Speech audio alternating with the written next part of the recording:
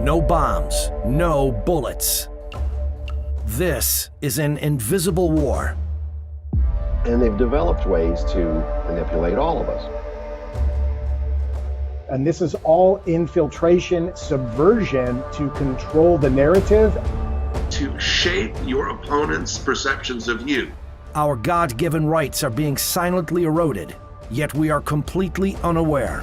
Sending an official letter urging that an American elected official shouldn't exercise his right to freedom of speech. Make certain media outlets think twice about reporting certain issues or certain topics. The provost of the university personally called me out and escorted me off campus, telling me not to return. An unnoticed dark force is attacking America. That it's a struggle between freedom and totalitarianism.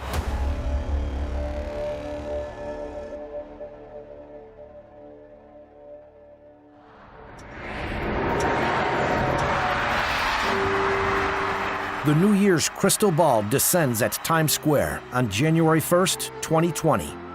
At the same time, over 7,000 miles away in Wuhan, China, political pressure was mounting on 8 healthcare professionals.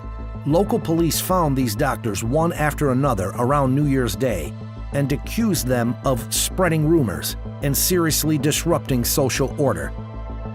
Police also warned them if they don't feel remorse, they will face legal punishment. The incriminating evidence against them? Messages they sent to friends on December 30th. One message read, 7 cases of SARS were diagnosed in the Wuhan, South China seafood market. Another read, 1 case of infectious coronavirus pneumonia was confirmed in the Haohu branch of the Wuhan Second Hospital. Others read, the government has not yet decided to make it public. Please be careful, everyone. When the Times Square crystal ball dropped, none of the revelers were aware of the political pressure thousands of miles away, but tragedy was approaching. Just hundreds of yards from the crystal ball is the billboard of Xinhua News Agency, the official news agency of the Chinese Communist Party. 7 hours after New Year's Eve, Xinhua announced on its website in Chinese, Wuhan police have taken legal measures against 8 healthcare professionals because they were disseminating false information. The agency also told the Chinese public not to believe them and spread rumors. You had hero doctors that were sounding the alarm, trying to tell the world about COVID-19. And the Communist Party of China clamped down on that immediately. That censorship directly exacerbated COVID-19. And it is something that is now impacting so many Americans.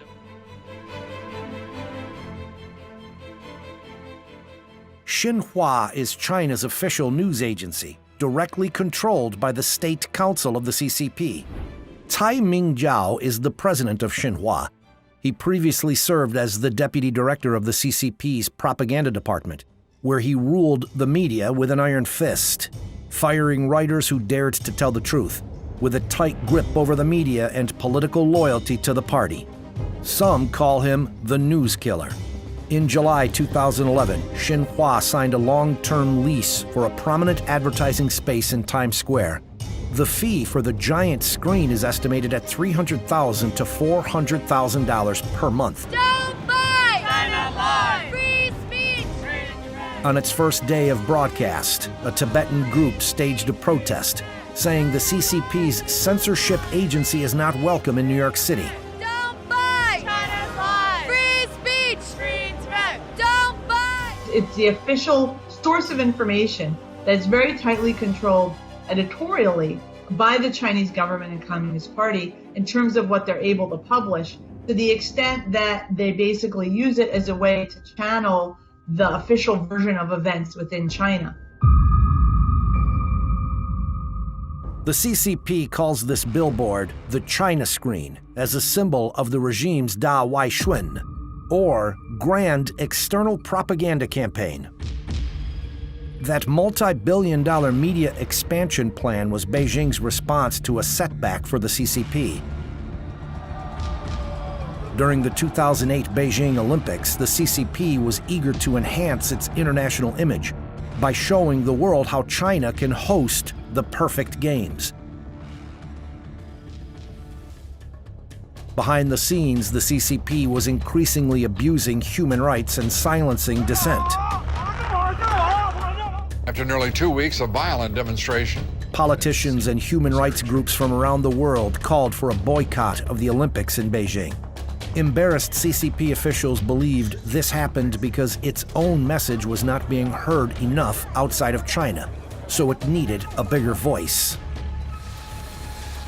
In 2009, the CCP launched the $6.6 billion Grand External Propaganda Campaign to fuel the global expansion of its official mouthpieces and drown out Western media voices. The CCP not only seeks to improve its image in the world, but also to further a strategic expansion of global power.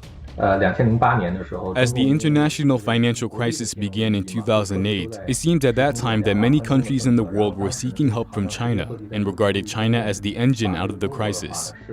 Therefore, the CCP was full of confidence at that time. Domestically, it felt that it was necessary to strengthen its totalitarian rule. Abroad, it also saw an opportunity to expand its power overseas and establish a communist order according to the will of the CCP. Of course, the CCP still has no way to confront the United States in military power, so it has adopted the method of information warfare. And then there's information warfare, which is a lot more subtle, which is how you shape the perceptions of your opponent. And there's a lot of different modalities used to achieve those ends, for one country to achieve its policy goals by manipulating another one. As the vanguard outpost of this global campaign, in 2010, Xinhua rented top-floor office space in Times Square to be its North American headquarters for the next 20 years.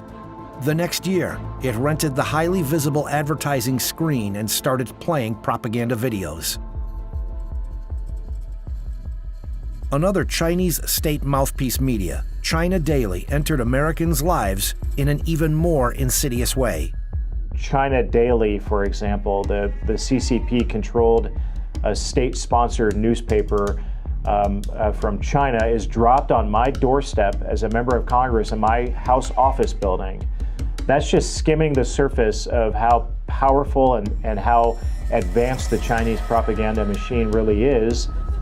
China Daily has been inserting a multi-page supplement called China Watch as paid advertisement into major newspapers including The Washington Post and The Wall Street Journal over the past years. The Chinese Communist Party understands that politicians in the West, unlike there, have to be responsive to public opinion to some degree. And by growing their influence in these other media outlets, they're able to shape American perceptions of communist China to make the American public at least less hostile, which makes it easier for Chinese Communist Party officials to deal with American elected officials. Trying to shape the narrative about China, these advertisements describe the CCP as an open and civilized regime and claim that the people under the CCP's rule enjoy economic prosperity as well as freedom, and that the Chinese market has many business opportunities. On the first page of the insert, in barely noticeable text, it says the content was paid for by the official media of the CCP. Don't focus on what the Chinese Communist Party, what the narrative is. Remember, a communist regime dominating a narrative and controlling the narrative. Look at their actions over the past decade and several decades and since they've been in power. When you look at a Marxist-Leninist socialist system or socialism with Chinese characteristics, it's always for the betterment of the party.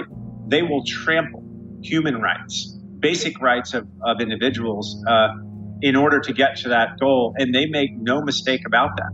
And we know what they're doing to the ethnic Uyghurs in northwest China and Xinjiang. We know what they did in Tibet, and we know what they've done in the Falun Gong and the Christians.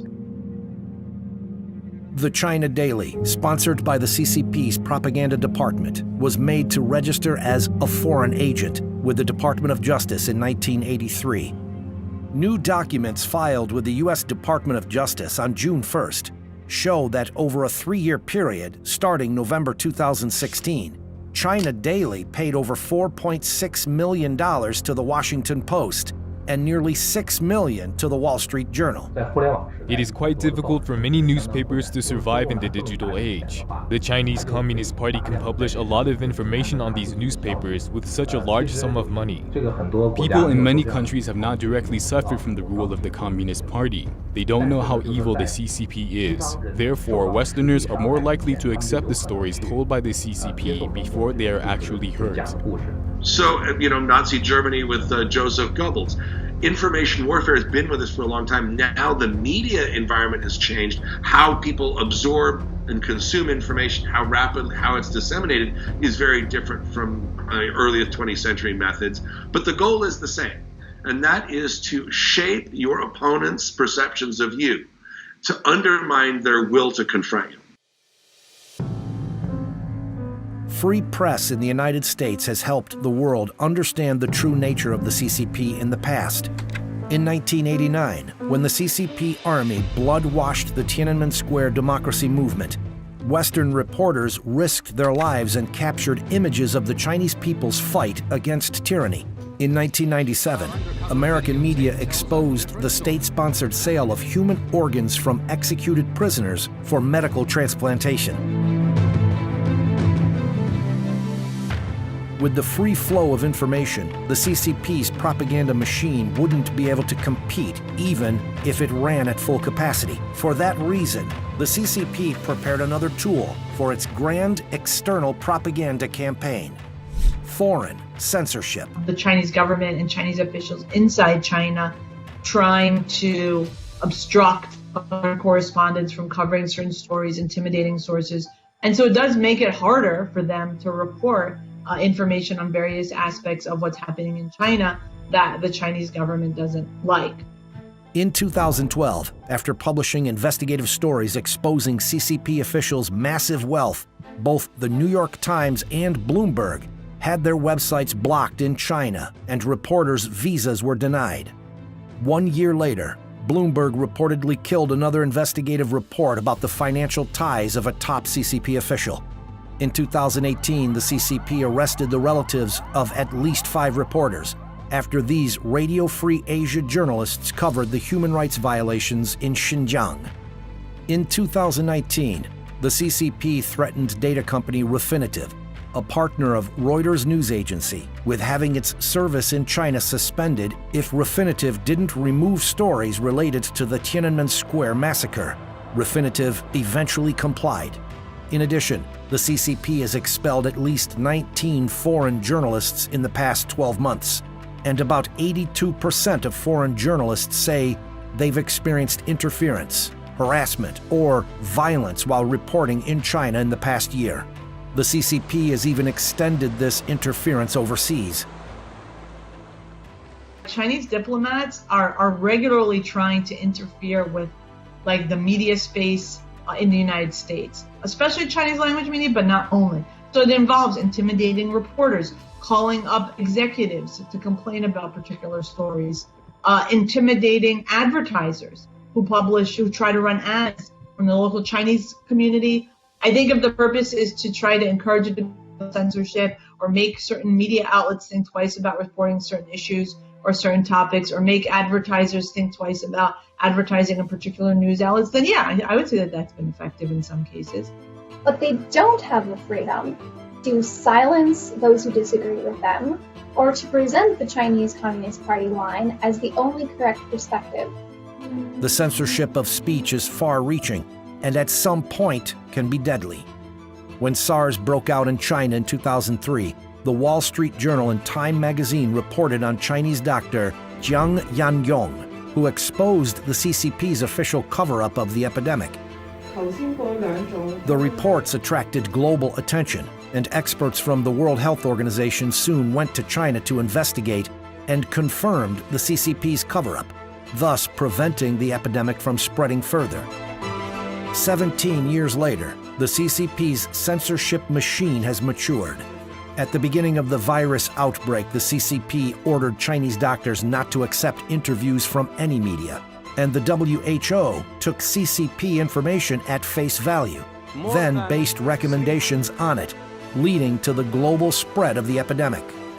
In the meantime, Most media in the U.S. directly quote CCP data, even after it's been exposed as propaganda and lies. Today, news outlets continue to report Chinese data as fact. China has had enormous success, rarely mentioning how the CCP's initial cover-up left the world unprepared, costing countless lives. And instead, these media report on what lessons the rest of the world can learn from the CCP. 如果他们不能够在中国采访的话，就是感觉好像这个报纸就缺乏一定的影响力啊，或者拿不到第一手。 They feel that their newspapers will have no influence if they cannot do reporting in China, so they desperately want to please the CCP and be very cautious about what they report on China and try to balance their reporting. Their so-called balanced reporting is to publish a lot of the CCP's words or simply flatter the CCP. I think this has violated the most basic principles of news journalism. 这些媒体我觉得它是违背了这个新闻媒体它的一些基本的原则。 Chinese government is lying about the number of deaths, and for American media to take those propaganda statements, to repeat them as fact, to deceive the American people into believing those propaganda efforts is at its core anti-American, and from a journalistic standpoint, it's unethical for them to not do their own research into making sure that the claims they're repeating are accurate.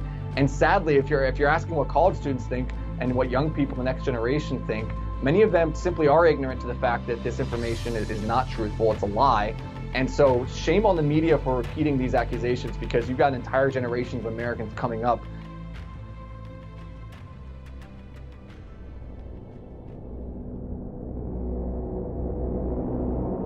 Even as the pandemic continues to spread globally, the CCP has been trying to persuade the world not to blame China, but to praise China. Using its grand external propaganda machine and fake social media accounts, the CCP is pushing a narrative that the world should thank China, and it's trying to get politicians to say it. The Communist Party of China reached out to me on 2 occasions to pass a resolution praising them for their handling of the coronavirus. And what was probably most unusual about the request was that they provided me with the resolution. I've never had something like this happen. Roth received the 2 emails directly from the Chinese Consulate General in Chicago, one in late February, the other in early March. At that time, the epidemic was spreading across the United States. The American economy was hit hard as well. They actually just had the samples destroyed of this initial samples taken from the sick in Wuhan, where they had the genome sequenced, and they destroyed all of that. They destroyed the evidence. They covered up. They hid. They prevented researchers from getting into the country, and they basically said, well, they see no evidence of human-to-human spread of the virus. At the same time, hundreds of thousands of people were leaving Wuhan and going to all points of the compass. So all these emotions are running through me. And to be honest with you, I got downright mad. And that's where I told my staff, I dictated to them a response. I said, you send this out word for word. Dear Consul General, nuts. Besides anger, Roth had worries too. He realized how the CCP had extended its influence to elected officials in the United States, and that it may even be a common practice. I've never spoken to their consulate before, so that's why it makes this request very unusual and very scary that they felt that this was normal behavior for a foreign government to come to a sovereign state like Wisconsin and ask them to pass this resolution. Here's probably the part that should scare most of us. They actually felt it was okay for them to do this. So it makes you wonder, am I the first one that they've reached out to ask for a resolution to be passed? I find it hard to believe that I would be.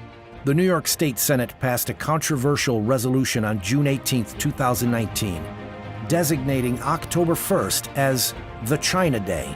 October 1st is the anniversary of the Communist Party's takeover of China in 1949. Huang Ping, the Chinese Consul General in New York, was invited to witness the adoption of the resolution. Many Chinese groups in New York State protested the resolution. Among them were groups oppressed by the CCP. They worried that the resolution would boost the CCP's image in New York State. A month before New York State passed the resolution, U.S.-China trade talks had collapsed because the CCP was unwilling to make real legal commitments to protecting intellectual property rights. Some federal officials called for escalating sanctions against the CCP. At that moment, the friendly gesture toward the CCP from New York State was immediately praised by the Chinese foreign minister. Since President Trump came to power, especially during the U.S.-China trade war, the two parties have reached a consensus on the CCP. So the CCP shifted its focus to state governments, because state governments don't have dedicated personnel for foreign diplomacy, and people at the state level are far less vigilant towards the CCP. Also, their understanding of the CCP's nature is not as good as people in the federal government. The CCP really wants to have some resolutions passed at the less guarded state level to create an environment conducive to itself while exerting pressure on the federal government. New York State, which was hit hard by the pandemic, has more economic and cultural exchanges with the CCP than any other state. According to the China General Chamber of Commerce, $50.9 billion of investment from China was injected into New York from 2011 to 2017, much more than any other state. The New York State government stated in 2017 that developing relations with China is one of its top priorities. The CCP has mapped out every politician in the country, down to the governors and senior elected state legislators, so it's not just national level politicians. And they've mapped out who's soft on the CCP or even likes them, who's moderate or ambivalent, and who's hostile to them. And they've developed ways to manipulate all of us. Whereas if you just want to make money and bring jobs into your state, fine, then let's cut a deal and don't ever say the name Taiwan or don't ever be critical of Xi Jinping, and we'll make sure that our party people invest in businesses in your state. Is the communist regime censoring remarks of U.S. officials? One way the regime can do this is through its sister city relationships. According to the CCP, sister cities bring more cultural and economic exchanges and cooperation. However, this cooperation sometimes comes with strings attached. When the Czech capital of Prague signed a sister city agreement with Beijing in 2016, Prague agreed to adhere to the One China policy, that is, recognizing Taiwan as part of China. This was exposed by newly elected city officials last year. The new mayor rejected including a political declaration in the agreement between the cities and wanted to remove the One China language. He said his country should not turn away from the victims of injustice. The CCP immediately threatened Prague with breaking off diplomatic relations, stopping flights, and cutting financial aid. New York City, like Prague, has signed a sister city agreement with Beijing as well. China's Consul General in New York sent a letter last month to the Speaker of one of your state legislatures. Here's what the letter said in part. It said, quote, "As we all know, Taiwan is part of China. Avoid engaging in any official contact with Taiwan, including sending congratulatory messages to the electeds. A representative of the Chinese Communist Party in the New York City sending an official letter urging that an American elected official shouldn't exercise his right to freedom of speech." And this isn't a one-off event. It's happening all across the country. The abuse of so-called friendship goes even further. The Association for the Defense of Human Rights and Religious Freedom publicized an internal document from the CCP's Henan Provincial Party Committee, dated March 2017. The file contains the following text: make full use of the foreign sister cities' relationship to squeeze Falun Gong's space in their activities abroad. Falun Gong is a popular traditional Chinese spiritual practice. It's been heavily persecuted by the CCP since 1999, but is practiced freely around the world. The document from Henan province reveals something more. Since provincial party committees don't have the authority to formulate foreign policy, it means the order came from the Central Committee of the CCP. That means the CCP is trying to export its persecution of faith through its sister city relationships. The CCP has implicitly exported its values and influence to the United States. This is a kind of sharp power that forces or influences America to give up its values unknowingly. This has caused the most harm to the establishing foundation of the United States. American people have never experienced such harm in the United States history, not even during the Cold War. And this is all infiltration, subversion to control the narrative and to control actions throughout the United States and to weaken the United States. As of March 2019, the U.S. and China have 227 sister city relationships and 50 pairs of sister relationships between American states and Chinese provinces. The Chinese government has been methodical in the way it's analyzed our system, our very open system, one that we're deeply proud of. It's assessed our vulnerabilities, and it's decided to exploit our freedoms to gain advantage over us at the federal level, the state level, and the local level.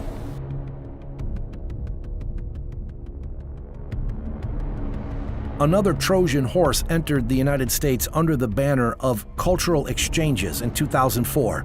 It's part of the CCP's warfare on ideology. They are called Confucius Institutes. Beijing-funded Confucius Institutes work with American universities and schools and are billed as centers for teaching Chinese language and culture. But really, they execute a more subversive political agenda.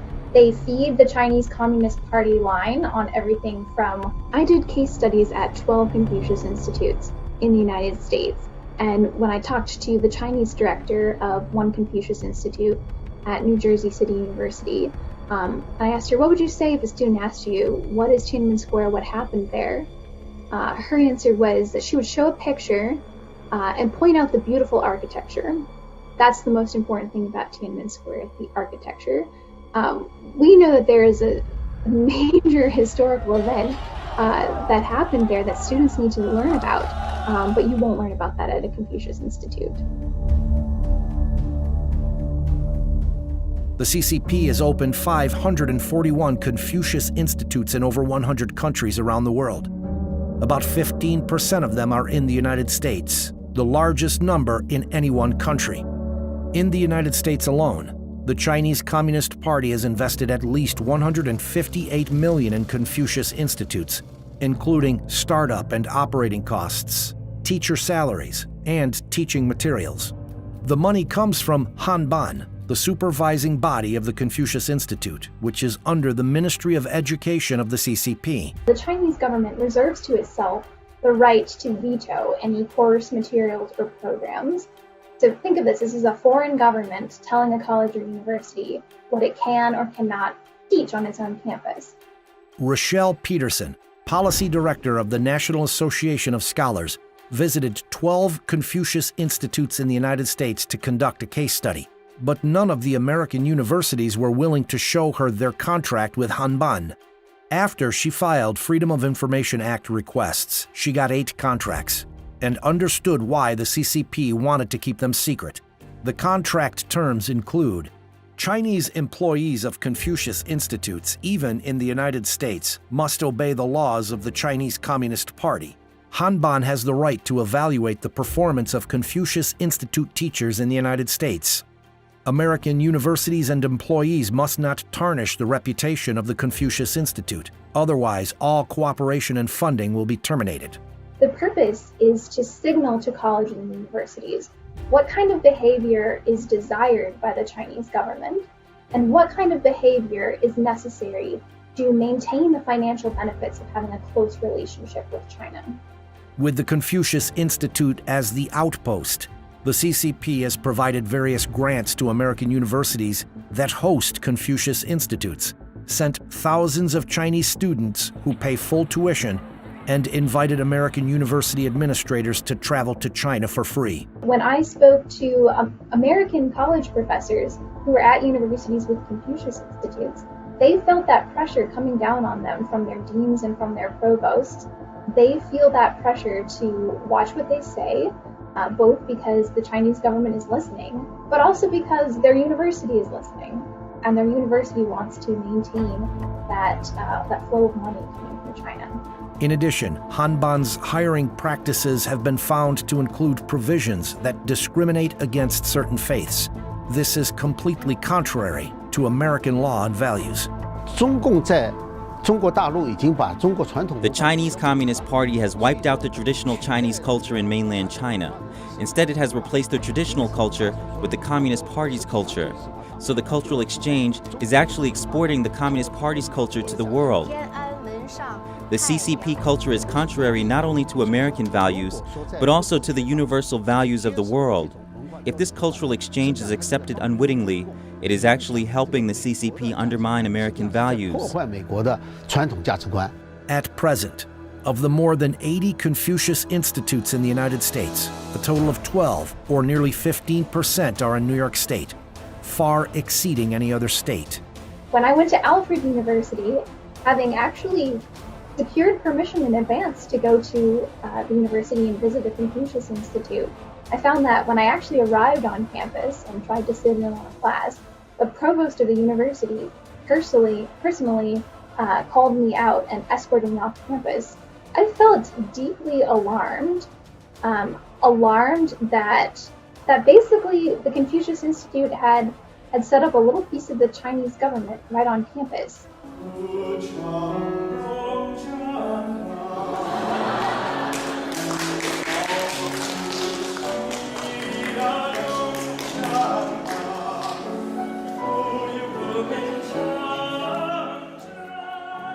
But keep in mind that a lot of the older generations in America, they were old enough to remember the Soviet Union. They were old enough to remember the Cold War. They remember countries crumbling under communist and socialist regimes. But a lot of young people, they don't really remember any of that. They're not super aware of what's going on there. And because of that, they're more likely to fall for the propaganda efforts than maybe older generations are. The communist and other totalitarian regimes, they try to create Homo Sovieticus or Homo Communisticus in order to make people think or stop thinking and just accept what the party says is right or wrong. Beijing knows that today's kids are tomorrow's leaders. The China competition is happening. It's happening in your states, and it's a competition that goes to the very basic freedoms that every one of us values. Then it's a struggle between freedom and totalitarianism, between people having the choice to do with what they want with their lives and then having somebody else tell them what they must do and how they must live. And that's why when I look at the Chinese people, I see us in them. But I also know that in the end of the day, if you look at history, right always wins out.